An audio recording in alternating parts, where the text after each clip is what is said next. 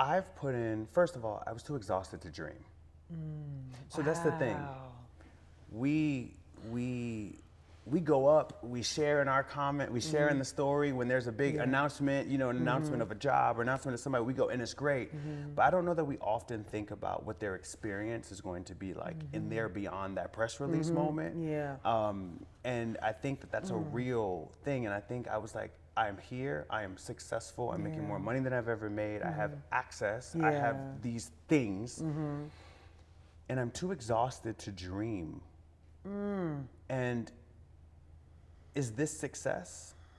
Or is this everyone else's idea of success?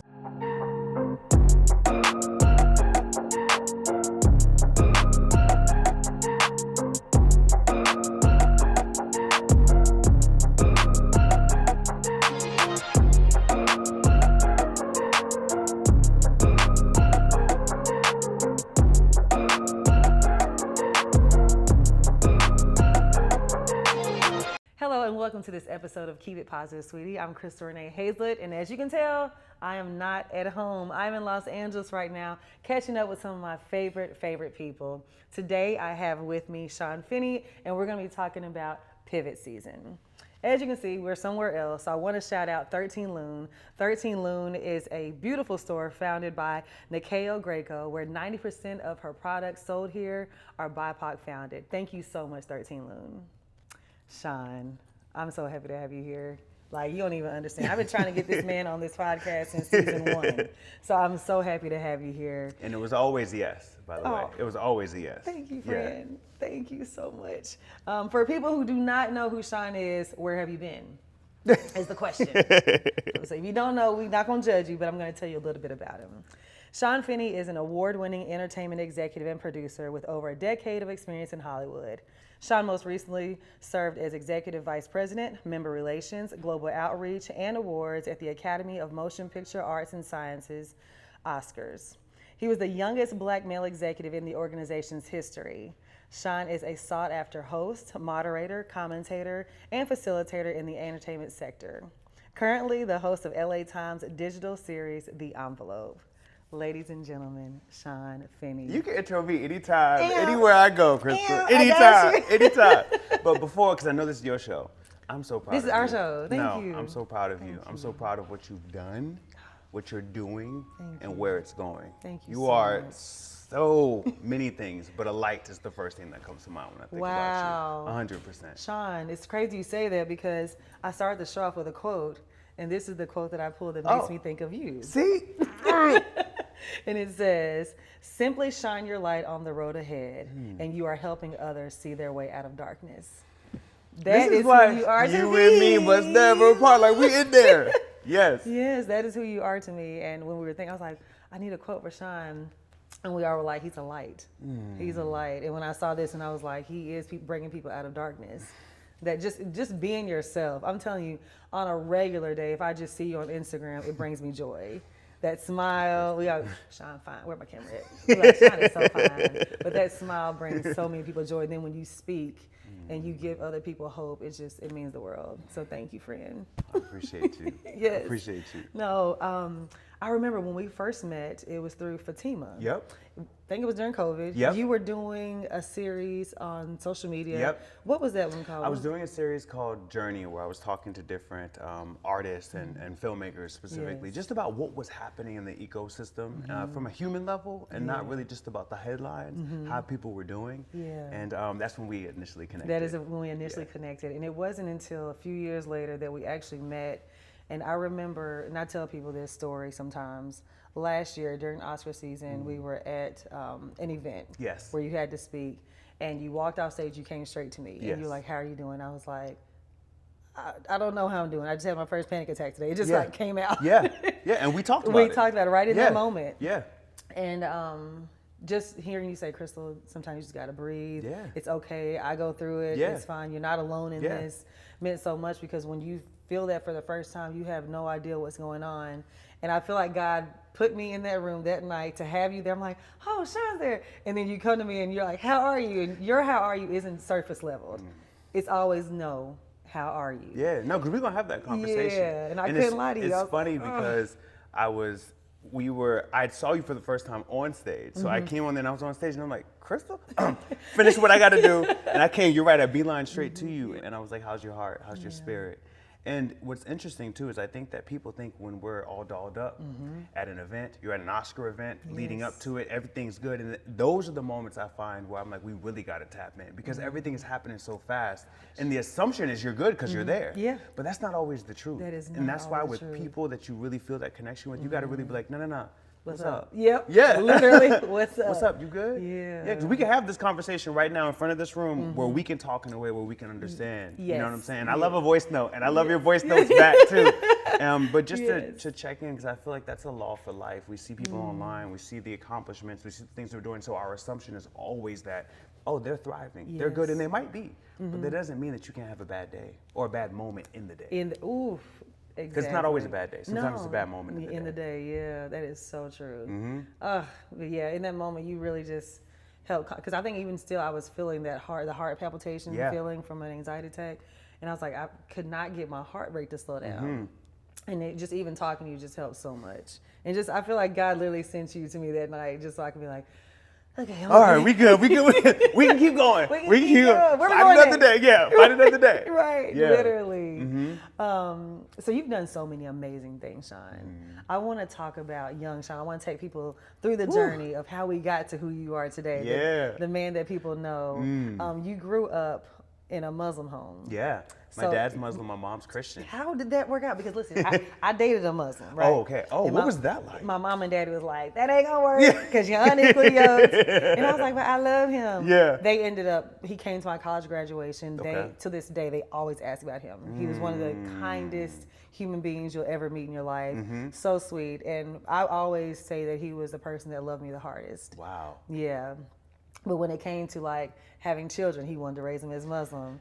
So I was like, I don't know if I can do that. So we ended up like just kind of naturally growing apart. But yeah, it was different. How was that for you? You know, it's interesting because for me, I just thought that was the way the world worked, right? I mean, not that I thought that everybody had the same thing, but I think it really taught me duality early, right? Yeah. So I'm a military kid. I moved around quite a bit. I was born in Virginia. I don't know much about, like, I can't, people be like, well, what's your favorite? Well, I'm like, I was born in Newport News at 757. I have family, a lot of family in Richmond, Virginia. But we moved around a lot. So I would say like New York is home, Florida's home. My parents live in Florida now. Okay. And they're still together? They're still together. Wow, I'm so fascinated by this. My parents are still together. And I would say, you know, Chris, I was talking about this in therapy, honestly, the other day. And I had such a power of choice as a child. Like, and my dad was in the military for 24 years, so I want to be clear. I did not have the parents where I could be like, hey, yeah. It was very much, yes, sir, yes, ma'am. But my parents allowed me to find my way. And I thought that was just everyone's experience as a child, right? And not that I didn't have rules, I had a lot of rules. But if I followed those rules, I had the power of choice. So I would go to the temple with my father, and then I would go to church with my mom. I didn't have to eat with my father, but out of respect, when I went to his side of the family, I would honor that, right? But it really taught me the duality of two things can exist at the same time, Allah, God. And so very young, I had this idea where I was like, these two of the biggest things that we talk about is religion and politics. And so like religion, for that, at a young age, to understand that it could be two different things for me, I think really helped me understand how to acclimate to people, how to be around different individuals very early. And then being a military kid, moving around, like I had friends, I'm like, this is my best friend. You know what it's like when that's your best friend. And then you think y'all gonna be friends forever. And then I moved to another city and have to learn to get new friends again and learn to, and as a kid, you're like, damn, this sucks. I can imagine. But as an adult, I have such an appreciation for understanding how to move in different rooms, in different spaces, and move freely. Yes, which you know what I mean? Which makes sense why you're able to pivot so easily in life. That's amazing. And so I would say the experience for me, you know, as the experience for my parents might be a little different, right? Because I think their families had their own opinions about how things could be, but they decided to come together. And for me, it was the best experience that I could have. Even now, being able to share those specific things with my father. We have our prayers that we do, and the specific things with my mom. And my dad will go to church with my mom. Okay. That took a while, but we got there. But my dad will go to church with my mom. My mom's went to the temple with my father too. And so I also, it wasn't only my experience, I also got to see how they were able to navigate that, and it wasn't always, I think, always pleasant, but I think that was also a realness to it too, where it's like these things that we put so much pressure on, how much does it really matter in terms of when you're bringing a life into this world and bringing that person up? But I felt like I had a really good power of choice as a child, and I was able to make decisions, and I was able to express myself, and I appreciate it even more now, being a grown-up. I love that. As a grown-up, have you made a choice, or you still kind of? I mean, as a grown-up, interesting. Christian is just because it's just been more accessible, I think. But I am open to so many different practices. I'm not like, oh, that doesn't work. That's not. I'm really open because it's source. For me, it's a feeling. The name you give it is going to be the name that you give it that makes it feel good for you. But I believe that there's a higher calling over my life, point blank, period. And that's been the interesting thing about living in California. Coming here, moving here from New York, I was like, okay, mountains, right? And I was just like, who made that? You know what I mean? And so for me, it's just been grounding being here in a different way, where I was just like, everywhere you look, it's a constant reminder of something man didn't make. And so I just chose to have that kind of perspective, which I think has kept me grounded in some ways here, because this hasn't always been easy. There's been a lot of challenges, a lot of pivots, and all of those pivots don't come with, every pivot is different. Every pivot requires a different version of you, and not necessarily what you're releasing, but what you have to become. That's powerful. Yeah. That is so true. And there's been a lot of versions of that, and I'm working through some of that now too. How so? Do you mind me asking? I think value and identity is such an interesting concept, period. I think, when we think of social media, we haven't had something really interrupt, I think, the human experience like this since like mass media, broadcast, when that happened in the early 1900s. And so I'm just like, how people are starting to get their value, how I get my value, the identity. Where are we at that thing that everybody's at? Are we not at that thing that everybody's at, right? And you have different versions of it, but I feel like for me, value and identity, working in this town that really, I think, propels so many images out to the rest of the world, the nuances, the highs, the lows, the reality, the nuances of it all, I think for me have impacted me in some ways, but have grown me in so many other ways. But these pivots don't come without, I think, a bigger promise. But you've got to be willing to release something and let something go. And I think that's not always what we're thinking about, because I think we naturally have a scarcity kind of mindset where it's like, I got to hold on to this. This is all I got to hold on to. And it's like, no, but if you had a surplus mindset, you wouldn't even be thinking about this. You would put this down because you know something else is coming. And it may look different, but you know it's coming. Right. And so it's a mindset shift that I'm not always in the best seat for, I want to be clear, but then I'm continually learning and adjusting along the way. I love that. I love that. You were the youngest VP for the Academy. What was that experience like? How much time we have? As much as you need. Because I'm definitely interested to know what that was like to be in that position at a very young age and to have made history. I think I'm still figuring out, really, honestly. I think, so I moved here from New York. I came here to do music. That's what I was doing. Came here to do music. What do you do, sing, rap? Yep, sing, so we gotta do a song Oh, yeah, done. Oh, you already did. Come on, it's lit. All right, we got to hear. We're gonna be on It's lit, it's lit. Okay. But no, came here to do music, got offered a deal under a major imprint. I was like, I made it. 4 months in, I made it. Not quite. Then there's the paperwork and making sure, and at that time, that was 2013, so the 360 deals were a big thing. Huge. And most importantly, just them controlling your image. And for me, I think, even at a young age, I understood like the power of image and what that would portray, and I just wanted to own it. Even if people didn't agree with it, I wanted to own it. I didn't want to perpetuate an idea that I really wasn't. You know how hard it is to work so long? You know what it's like to work in multiple different careers, because you've done it too. And you get the thing you thought you've always wanted, and then you say no. It's not what, and it's not what you thought. And then you're just like, you pray about it, and you're like, what am I going to do about this? And it was like, say no. And I'm like, well, hold up. I think I'm on the wrong channel. Like, let me tune my dial back because we didn't come this far to walk away from this. And walking away from it, interestingly enough, my car was getting shipped. A 1998 Toyota Camry was getting shipped here from New York the next day. And the place where I was staying at, I could no longer stay at. And started living in that 1998 Toyota Camry. So this all goes into my story working at the organization. I was in that car for about 4 to 6 months. What? Yeah, living here in California, going to LA Fitness, good old LA Fitness, to shower, shave. Yeah. And it's a lot of people's story here. I do hear this a lot. Yeah, it's a lot of people's story here, but I have real parents. So I have parents that if I had told them, I mean, when I tell you they would have like teleported here, they would have teleported here. And so I didn't tell them. I told my best friend. My best friend would send me Western Union. Western Union used to be a thing, y'all. It did.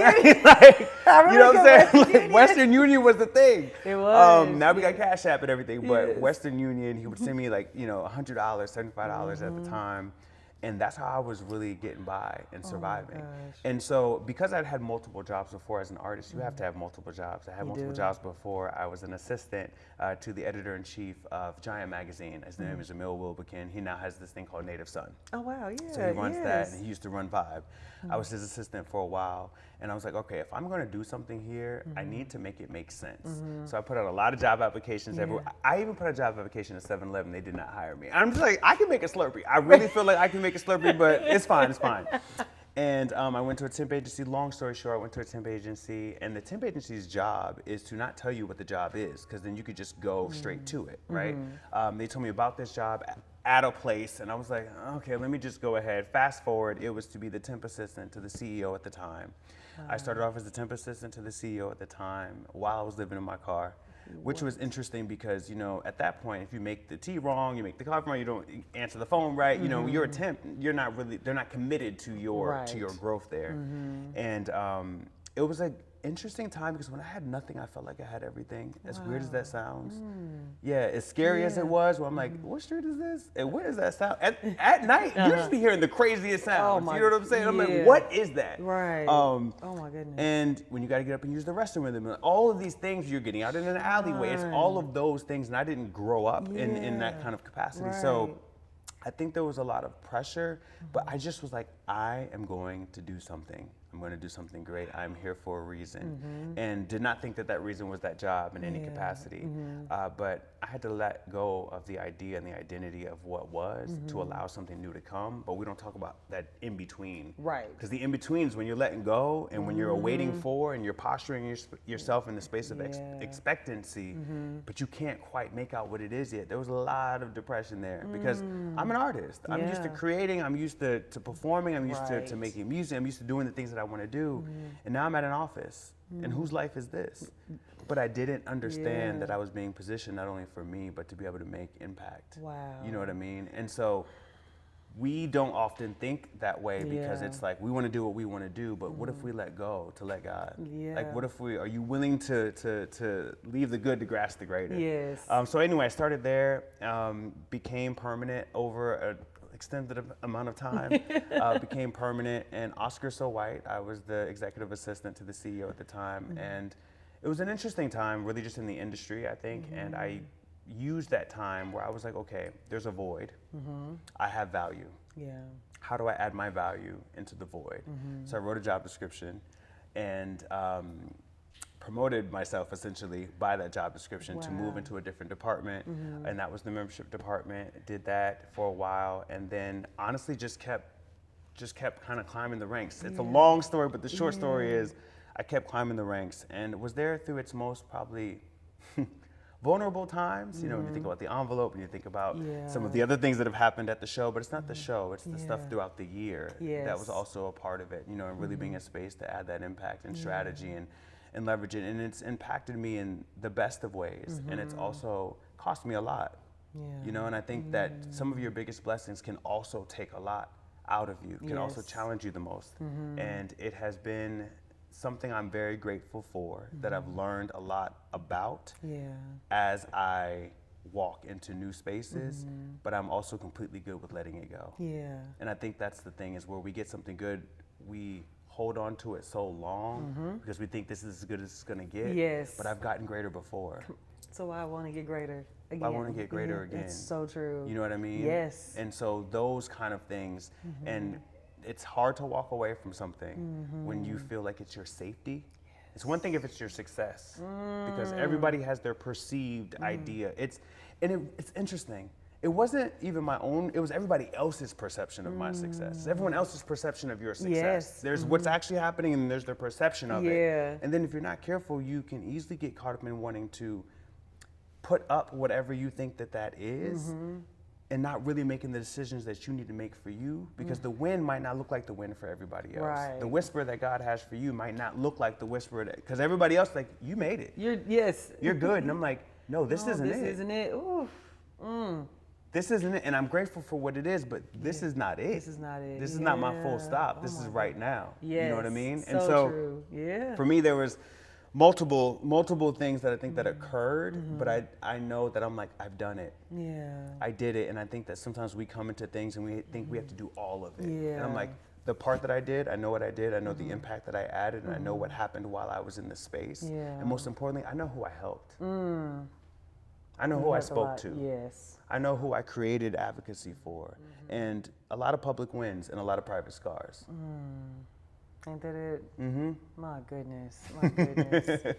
Ooh, wow, I did not know that. Yeah. And just to look at you, that's why you just never know what people did to get where they are. Yeah. And a lot of times people are not willing to go through what a lot of people have had to go through to get to certain places where they Yeah. feel like you've made it. Yeah. Yeah, I did, but would you go through what I went through to get here? 9 times out of 10, no. No, and it's the highlight reel, right? It's the, I want the thing that, Yeah. like, I want the moment on the carpet. And it's like, the moment on the carpet, that's such a fleeting moment. It's so, yeah. Are you willing to go through the things that don't feel good Yeah. continually and expand your idea and your limitations of what Yeah.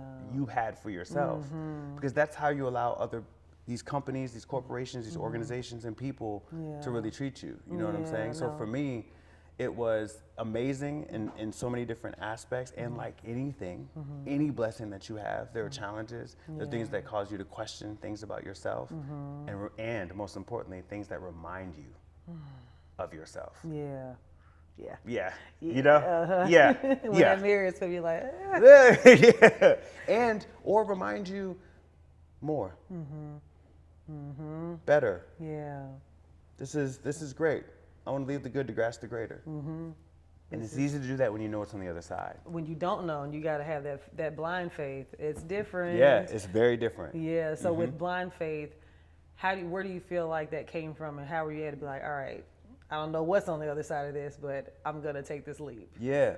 You know what's interesting? Because I think when people make decisions, I'm fascinated by people's decisions. I'm fascinated by how people make decisions. Yeah. But one of the things that I've seen that's the common thread in people making decisions is that it's never just one decision.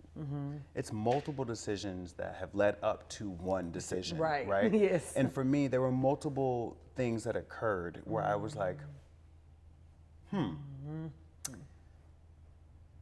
I've put in, first of all, I was too exhausted to dream. So that's the thing. Wow. We go up, we share in our comment, we share in the story when there's a big announcement, an announcement of a job or announcement of somebody, we go, and it's great. But I don't know that we often think about what their experience is going to be like in there beyond that press release moment. Yeah. And I think that that's a real thing. And I think I was like, I'm here, I am successful, I'm making more money than I've ever made, I have access, I have these things, and I'm too exhausted to dream. And is this success? Or is this everyone else's idea of success? And for someone else, it might be great. And even though I was too exhausted to dream, I kept doing it. I kept wanting to make the impact because there were some dreams, but I have dreams outside of this. Yeah. Right? Yeah. I have dreams outside of how much this is taking. And I think that we often don't talk about safety. I think there's a safety required to be in a 97 or 98-year-old anything. Yes. But organization or anything Yeah. where it wasn't created at a time For Us, yeah. So what do you think that's like to be the person in the room, right? You know, to speak up, speak out. Yeah. There's a safety required Yes. to feel safe to speak up, to speak Right. out, right? And I think for a good amount of time, I felt that safety to be able to do so. And then when I felt it wasn't as safe as it was before, I'm like, okay, I'm too exhausted to dream. I don't have what I feel like I need to continue to be able to blossom in this space. I've put in so much time here. I've done so much for other people here, and I'm so proud of that and proud of the teams and proud of whatever it is. And what would happen if I started to dream again for me and started to put this time in here for me? Yeah. And I always ask this question personally and professionally, and the question is, if I love myself, if I really love myself, and by that, if I trust myself, if I believe in myself, if I value myself, would I stay here? A relationship, a friendship, a familyship, Right. Yeah. a business deal. And when the answer came a bit more clear to me, it's never at the right time. It's never when you think it's gonna be. It's never at the Right. time when you got the most money in the bank, when you got whatever. But it comes at the time when it's clear. And at that time, I was like, okay, I got it, because I've done this before. Yeah. Yeah. And I'm willing to do it again because I believe that there is something bigger than what I'm willing to walk away from. Wow. I can say a lot of people probably wouldn't have walked away. No. Yeah. So I commend you for that, because a lot of people wouldn't even have the wherewithal to be like, you know what, there is something better and bigger. Yeah. And this is huge. This is huge, and it's incredible, and it's all of these things, and it's a job. And it's a job. It's a job. And I can get a job. Listen, clearly not at 7-Eleven, but I can get a job. Because it wasn't for Yeah, it wasn't for me, right. But it's the job. But I think that when we see these things, we're so attracted to the light, or we're so attracted to the headline, we're so attracted to the press release. And I think that if we could all just pause for a second and be like, that's great and that's amazing. And when you're inside of it and you start to have those questions, it's like, and at what cost? Yeah.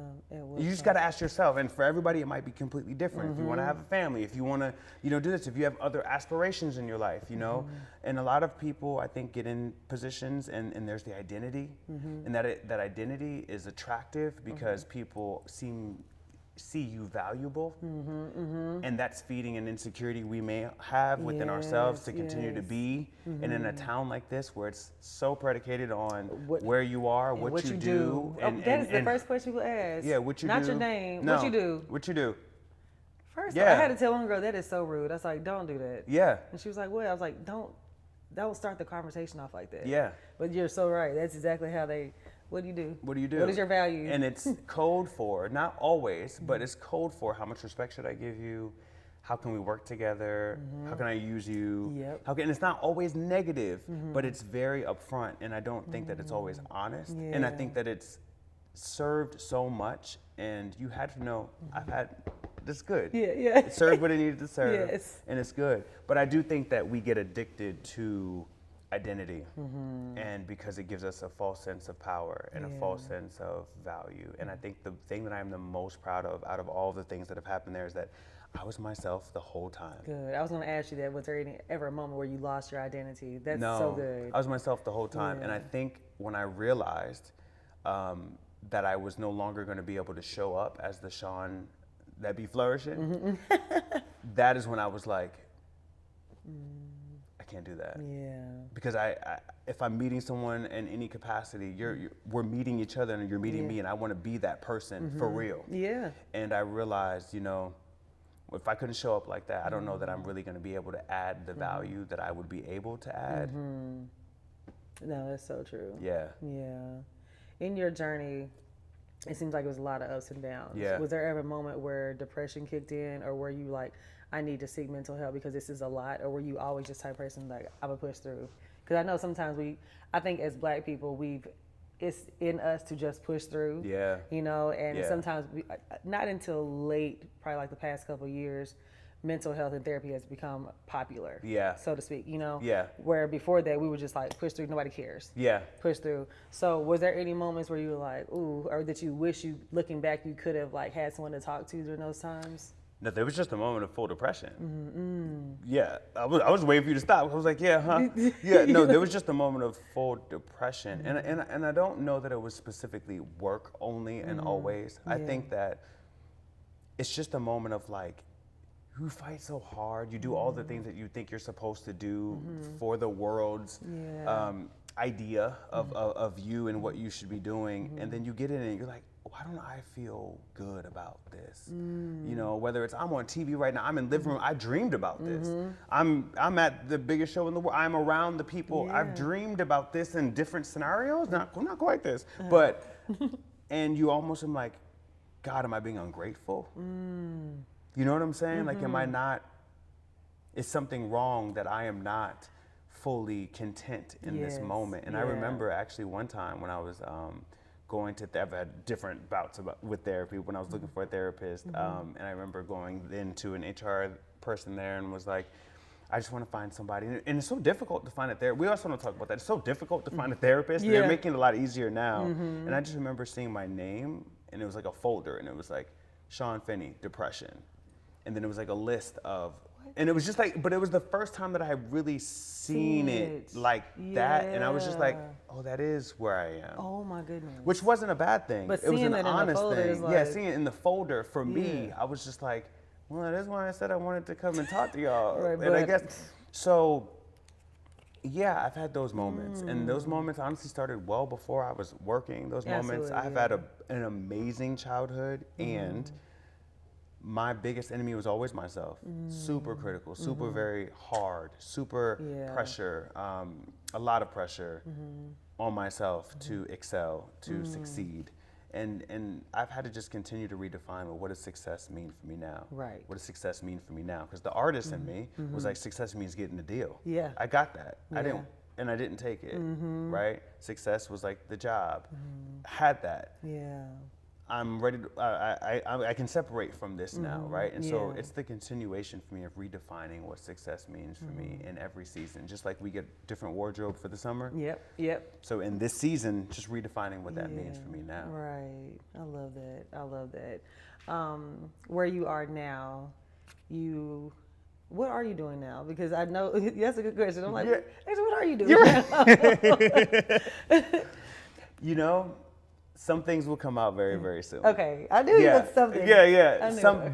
But just because I want the audience to really think about it, because I think that for a while I felt like I needed to answer that question, and there's a pressure to answer that question. And the truth is, the biggest project I'm ever going to work on is myself.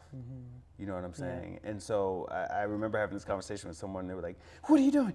Because again, it becomes like this thing where it's like, I need to know how I can work with you, what we're going to do. And I was just like, me.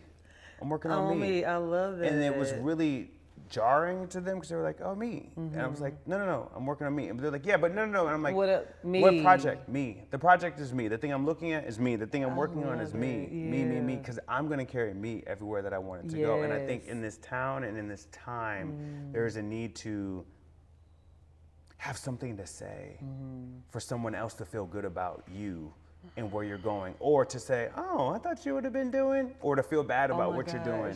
So it's not just always feeling good, right?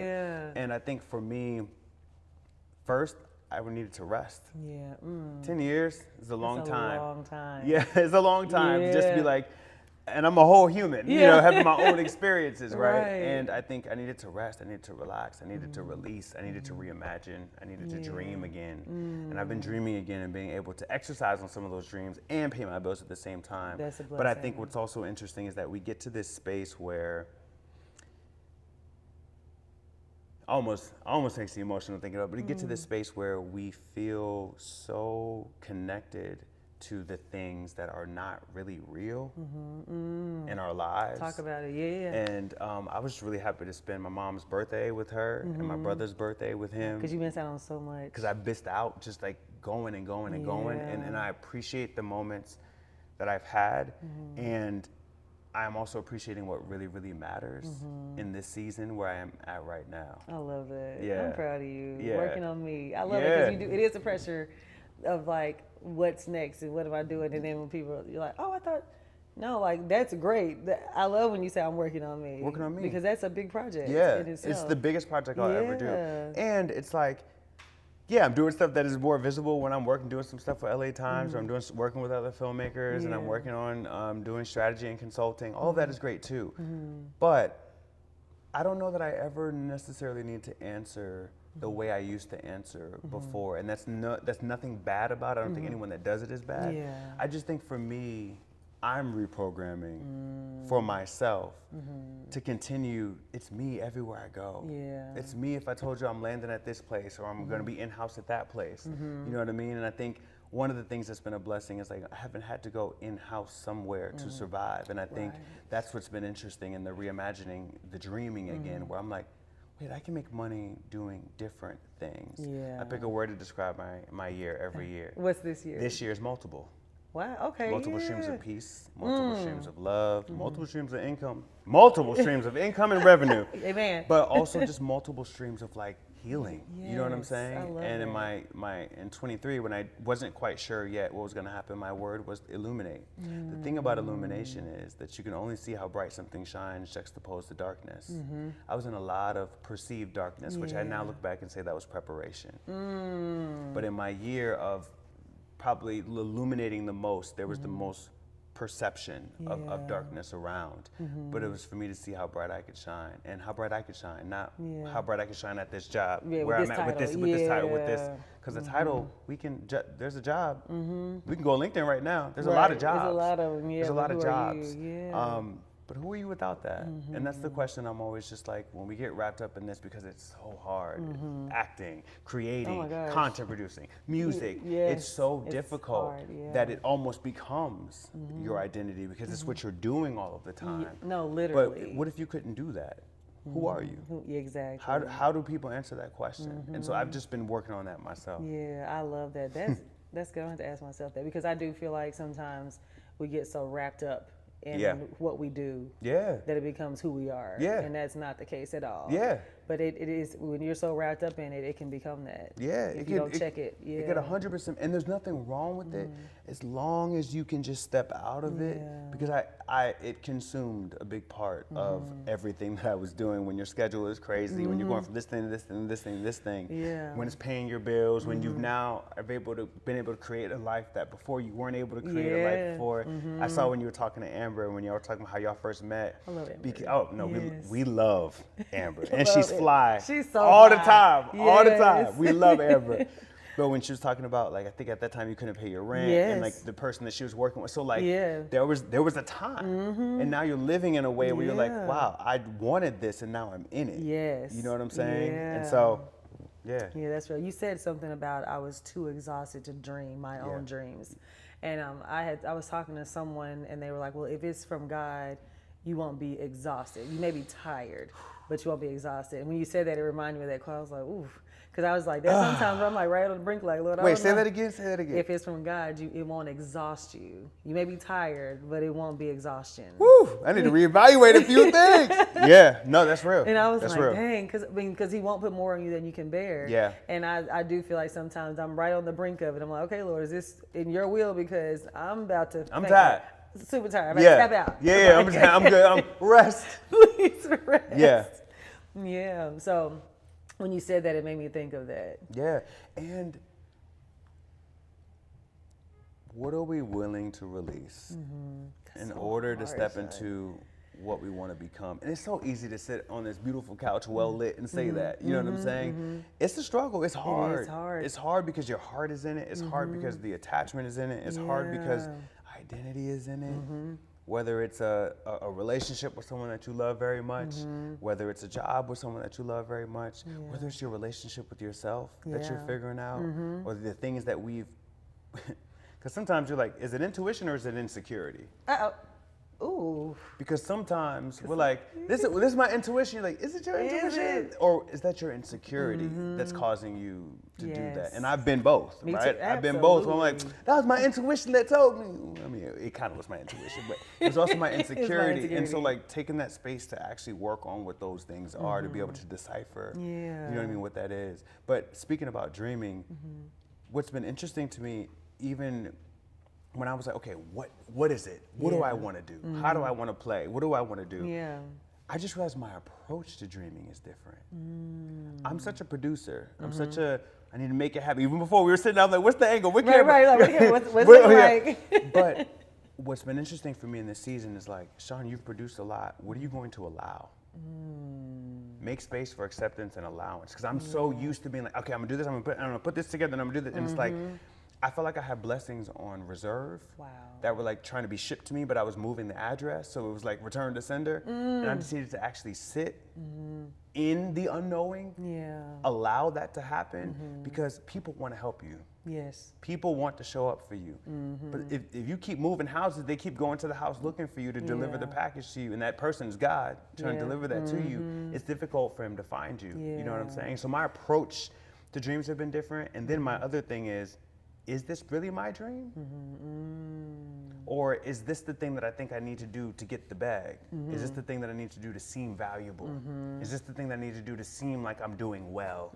So is it actually my dream that I'm dreaming, or is it the dream that I think I should be dreaming at this phase? And then what am I willing to release? And then the hardest part is like saying it out loud, writing it down, whatever your practice is, with no resistance. Right. Yeah. No resistance. I want to speak all over the world and get paid to speak all over the world. That's it. Not how, when, well, who's going to do that? What? Right. You just get to a point where you can say it and then just let it be. That's been, so my approach to dreaming I've been taking a lot of time on that than just being like, the dream is this. Right. Because the dream is going to come. The dream is always shifting and moving. The dream is always repositioning itself, right? It's centered in something, but it's repositioning itself. Right. But how I allow it to find me, that's changing. That's a change. Yeah, that's a change. I wanted to ask you, just looking at you, I'm like, you seem like you're in a very peaceful space right now in your life. What are you doing? What steps have you taken to reach this state? Are you at a peaceful place? Because you feel very peaceful. Yeah. And I often want to know, like, what do people do to like reach that phase in their life? And then what are some practices that you put into place that make you feel at most peace? Whew. Sometimes I feel like I feel really peaceful. Not all the time. Sometimes, more times than not. Now I feel very peaceful. Yeah.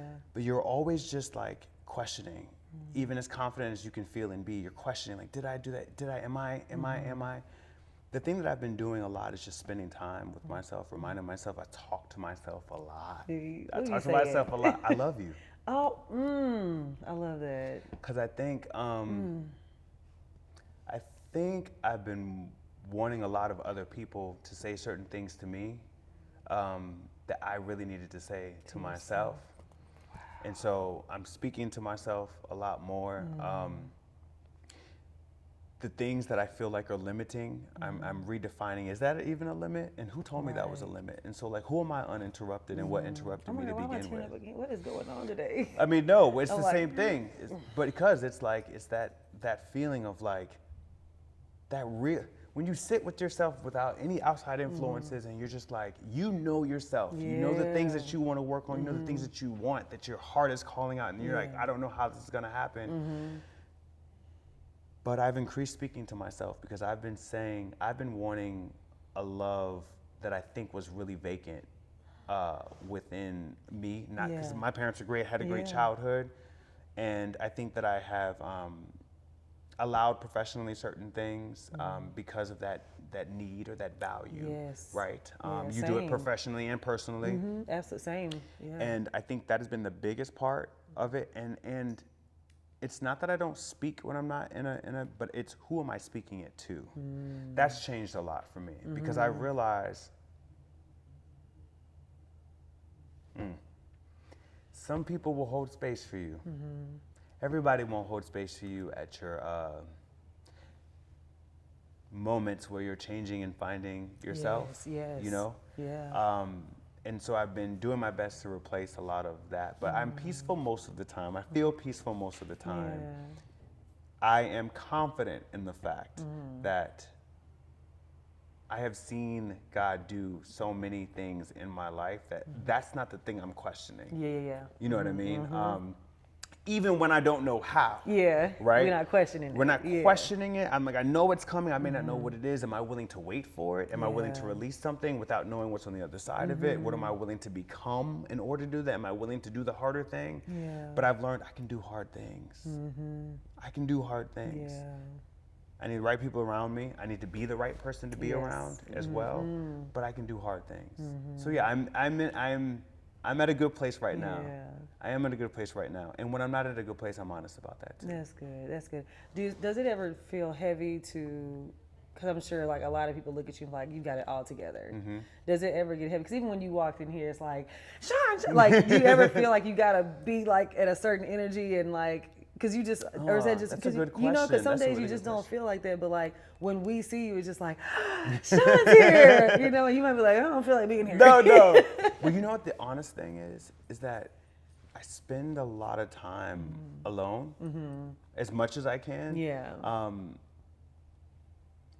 I am extroverted. I'm also very introverted. Me too. Yeah. I'm like the biggest introverted extrovert. Yeah, it's like I can go out and do the things. I also need time to just like recharge and do whatever the thing is that I need to do, whether that's, you know what I'm saying, catching up on something on a show, you know, whether it's just like being at the crib. That's why the gym is important for me. Yes. Fitness is very important for me. It's That's why you're so fine. Thank you. No, but the benefits of it, I think, are, you know, aesthetic, but it's mental for me. And for me, it's also mental, the discipline.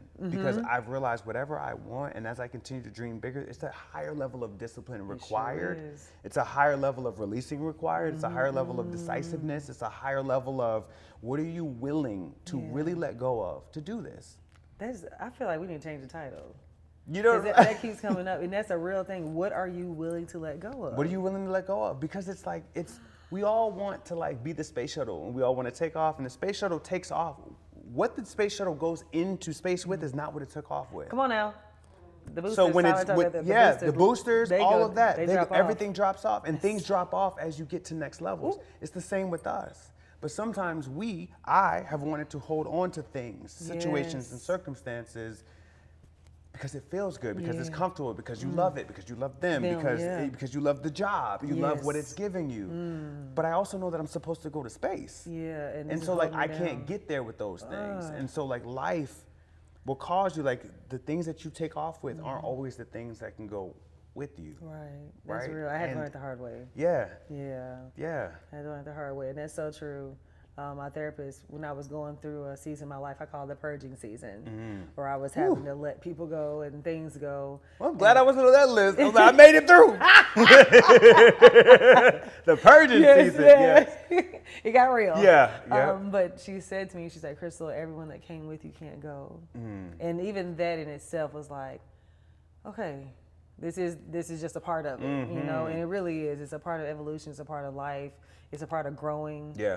And I think when you realize that it's not always a bad thing. Yeah. You know, it's okay. I've outgrown this, or this means I'm going to another level. Yeah. And most times it's a good thing, and you're ridding yourself of some person or thing that wasn't good for you anyway.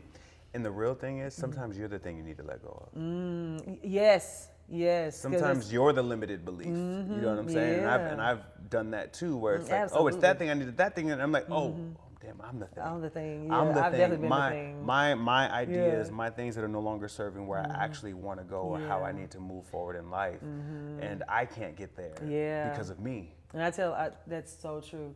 I had a cousin of mine. I was like, you got to get out of this mindset.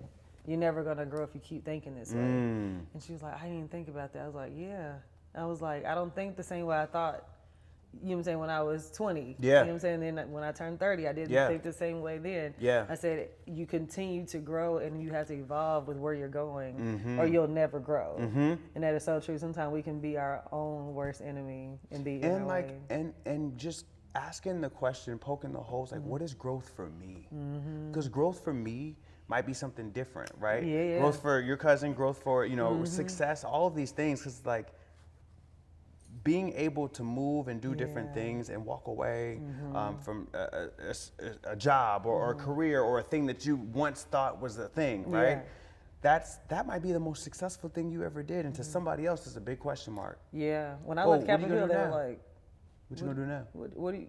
you're going to go to Atlanta and pursue music. It was Yeah. similar. Yeah. I literally quit a job, Yeah. a very stable job with benefits and health insurance, to go do something that I had no idea like how I was going to do it or anything. And everybody's looking at me like, well, you need to pray about that. I already did, all the way. Yeah, and they're like, so, and because, and see, that's the thing. And because you prayed about it, they think you're supposed to have an immediate answer to it. And it's like, that's the faith. That's the walk. Yes. The walk is walking without the thing being completely clear, but walking anyway. Yeah. You know what I'm saying? And I think that like people project their ideas of what faith is and the limitations of what it can be. And sometimes they do it to protect you. They do, yeah. Or they think they're doing it to protect you. But you went from there, music, costume design, and boom. And what if you had stayed on the hill?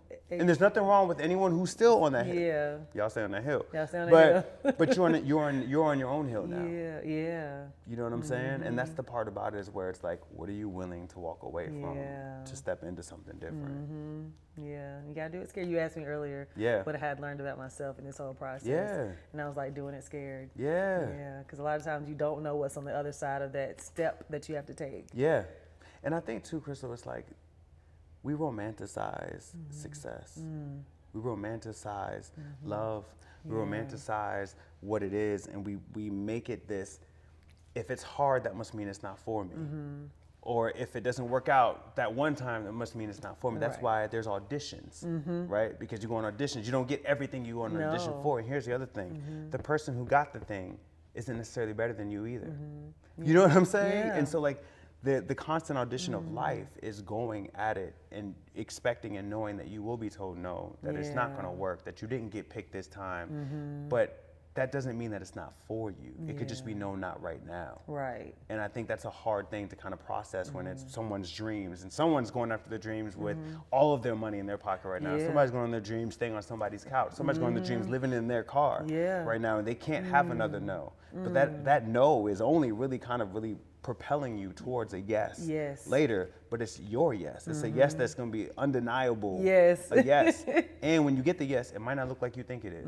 It never does. Yeah. But it blows your mind. It's like, I never thought it was going to be this. Yeah. Everybody's trying out for the NFL. Everyone's not going to be the star football player. Nope. But you might be the coach. You might be the chairman. Right. You might have other different avenues in how you can be in it. You know what I'm saying? And the same thing, but we have such a distorted view, I think, of like what it can be, because we're so protective and precious about what we think it can be. That's so true. Oh my gosh, Shawn.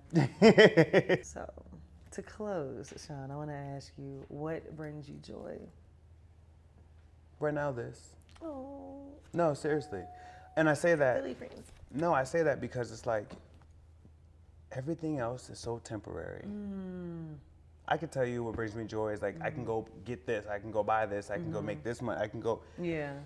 Community brings me joy. Having conversations, being able to share when things aren't good, being able to leave a voice note, being able to get one back, being able to pray, you know what I'm saying? And being able to remind myself that like I'm valuable, I'm lovable, even with the things that I'm working through and figuring out, and being able to have someone on the other side of the couch that's like, I see you and you're doing good, even though you're not where you think you want to do or you want to be right now.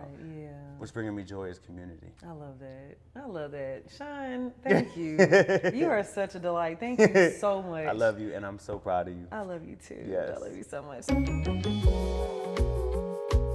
So to close out the show, we're going to do what we call positive outcomes. Oh, dope. That's okay. where the listeners write in and we give them advice. Oh, dope. So this letter is from Soraya. I'm Soraya. I have in the past 5 years been big on personal development and mental health and becoming more productive in planning for my and my family's future as well. As a wife of almost 10 years with 2 kids, at some point 5 years ago, I felt lost. So I started working back to find me and what makes me happy. I started school, received my associates, and now I'm in school for my bachelor degree in child and family studies and will graduate July of 2025 with my bachelor degree. I see the same therapist for over the past 4 years now and have definitely done the work. Yet I get these spurts of feeling disappointment and dissatisfaction with myself that sends me into a depressed state of mind. Feelings that I'm not sure if I'm doing enough or if I could be doing better. In between all this, I'm trying to also build my business as an educational consultant for preschool age children. There are many times I almost feel that I am truly thriving my purpose. Almost questioning, God, are you sure this is what I'm supposed to be doing? Because the minimum support I receive makes me second guess a lot. I know you're not supposed to think about what others' opinions are, but it's hard to say that I don't. Any suggestions on staying focused with trying to be an entrepreneur despite the lack of support, even when you know it's for you? Soraya? Soraya. That's a beautiful name. It is. I love Soraya it, is man. a The way she beautiful spells name. is beautiful. And proud of her. She's graduating July 2025. Yeah. Here's the thing. Here's what I'm practicing. Soraya, if you're listening, this is what I'm practicing. I'm practicing when I'm in a good space, I write it down. When I'm feeling good, when I'm hearing clearly God's direction, when I'm feeling good about what I'm doing, I write it down because I know there's going to be a day that I don't feel good and I need to come back to what's the truth. Yeah. I think sometimes the fear to us feels so true and it's a lie because it's the worry of what could be for so many different reasons. Yes. But the truth is the truth. And so I always like to create a space to come back to the truth and like, this is what I'm doing. And second of all, I feel my feelings. Yeah. So when I feel bad, I'm not the person who's like, you shouldn't feel. I feel bad. I let myself feel bad. that, yeah. It's like a cold. I feel my throat getting scratchy. I'm like, I'm gonna take the medicine I need to take. Yeah. But in order for it to go, it has to pass through. Now, everybody's passing through some. Okay, 2 weeks too long, Soraya. You got things to do. But I'm honest about how I feel, and I go back to the truth because the truth is. And it gives you permission, right? Because then I think we're not being honest with ourselves about anything in entrepreneurship is so difficult. It has stretched so many ideas of what I thought and how, and people make it seem and be very easy, and it's not. And I think that if Soraya were to realize and understand that everything she's experiencing, the person she admires the most is also experiencing the same thing, but that person goes back to their truth. Yeah. And so I would write down the truth. I would write down what God is saying to me in the moments when it's at its highest, when it's real. Because if I'm operating from that place of deficiency, which is fear, which is so normal, we all do it, I do it all the time, that's not the truth of where and who we are. No, it's not. I love it. That's so good. And also, I would tell her to write down what she's done, because even just in that, she's already done so much. Yeah, associates. Yeah. Yeah. I'm like, you've already done so much that sometimes when your head is down and you're just walking, you're not able to see it. When I first started learning how to drive, I would drive and I would look down like at the hood, because I'm like, my dad's like, you got to look further down the road. Yeah. So the same thing, like just look further down, but just look back in the rearview mirror and be like, I'm 24 exits past where I used to be. Yeah. You know what I'm saying? Yeah. I love That's that. what I would say. That is so good. Thank you, Shawn. The next thing we do is what I'm going through and what I'm growing through. Ooh. Yes. And for me, in this season, I am going through just really understanding that everything is in God's time. Because I do still sometimes be like, okay, sometimes I'll put God on the timeline. Like, Yeah. You You said by January? I need this, they're going, you know what I'm saying? We need to get this done. Yeah. But I'm learning to just let him do his thing. You know, because there are some times where I'm like, okay, Lord, like, I've been waiting on this for a long time. Like, when are we going to move in this area? Yeah. You know, so still trying to be patient and not rush him, because I know sometimes when we do that, he'll going to give us what we ask for, but it ain't what we want. Yeah. So that's what I'm going through and growing through. Yeah. What am I going through and growing through? I think I'm going through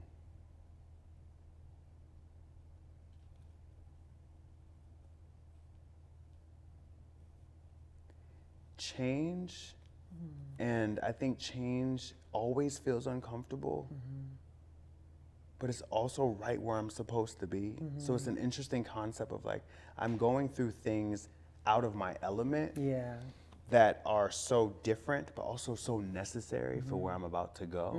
And so I think I'm going through understanding, releasing what was, and stepping into what will be. And that isn't always as easy as it seems. And we glamorize and romanticize stepping into your next version of yourself. But we don't often talk about it's okay to miss something that you had.